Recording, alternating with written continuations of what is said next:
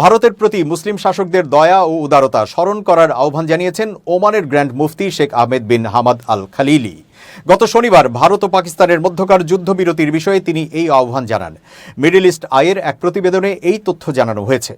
প্রতিবেদনে বলা হয়েছে, ওমানের গ্র্যান্ড মুফতি Sheikh Ahmed bin Hamad Al Khalili Bharat সরকারকে মুসলিম শাসকদের অতীতের দয়া ও উদারতা স্মরণ করার আহ্বান জানিয়েছেন। এছাড়া তিনি পাকিস্তানকে আগ্রাসীদের বিরুদ্ধে বিজয় অর্জনের জন্য অভিনন্দন জানান।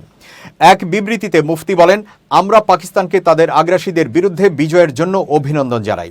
আমরা আশা করি তারা তাদের নিপীড়িত মুসলিম ভাইদের পাশে, বিশেষ করে পবিত্র আল আকসার ভূমিতে দৃঢ়তা ও শক্তি নিয়ে দাঁড়াবে। তিনি আরও বলেন, আমরা ভারত সরকারের প্রতি আহ্বান জানাই, তারা মুসলমানদের প্রতি শত্রুতা পরিহার করুক এবং স্মরণ করুক যে অতীতে তাদের মুসলিম শাসকরা ধর্ম বর্ণ নির্বিশেষে জনগণের প্রতি দয়া ও উদারতার সাথে আচরণ করেছিলেন।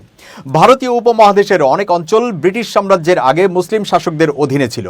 মুঘল সাম্রাজ্য 16 থেকে 18 শতকের মধ্যে উপমহাদেশের বেশিরভাগ অংশ শাসন করেছিল।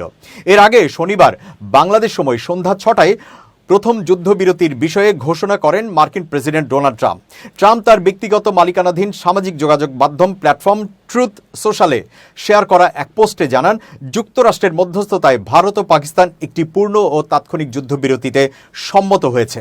পোস্টে ট্রাম্প লেখেন, মার্কিন যুক্তরাষ্ট্রের মধ্যস্থতায় দীর্ঘ রাত ধরে আলোচনার পর আমি আনন্দের সাথে ঘোষণা করছি যে ভারত ও পাকিস্তান একটি পূর্ণ ও তাৎক্ষণিক যুদ্ধবিরতিতে সম্মত হয়েছে।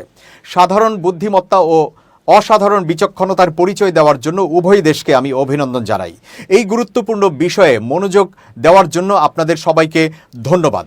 পরে মার্কিন পররাষ্ট্রমন্ত্রী মার্কো রুবিও সংবাদ মাধ্যমকে দেওয়া এক বিবৃতিতে বলেন, আমি ঘোষণা করতে পেরে আনন্দিত যে ভারত ও পাকিস্তান যুদ্ধবিরতিতে সম্মত হয়েছে এবং উভয় দেশ নিরপেক্ষ একটি স্থানে আলোচনা শুরু করতে সম্মত হয়েছে। সোশ্যাল মিডিয়ায় একটি পোস্টে রুবিও বলেছেন, গত 48 ঘন্টা ধরে তিনি এবং ভাইস প্রেসিডেন্ট জেডি ভ্যান্স, প্রধানমন্ত্রী নরেন্দ্র মোদী এবং শাহবাজ শরীফ, পররাষ্ট্রমন্ত্রী এস জয়শঙ্কর, সেনাপ্রধান আসিম মুনির এবং জাতীয় নিরাপত্তা উপদেষ্টা অজিত ডোভাল, অসীম মালিক সহ ঊর্ধ্বতন ভারতীয় ও পাকিস্তানি কর্মকর্তাদের সাথে আলোচনা করেছেন। তিনি বলেন, শান্তি প্রতিষ্ঠার পথ বেছে নেওয়ার ক্ষেত্রে প্রধানমন্ত্রী মোদী এবং শরীফের প্রজ্ঞা, বিচক্ষণতা এবং রাষ্ট্রনায়কত্বের জন্য আমরা তাদের প্রশংসা করি।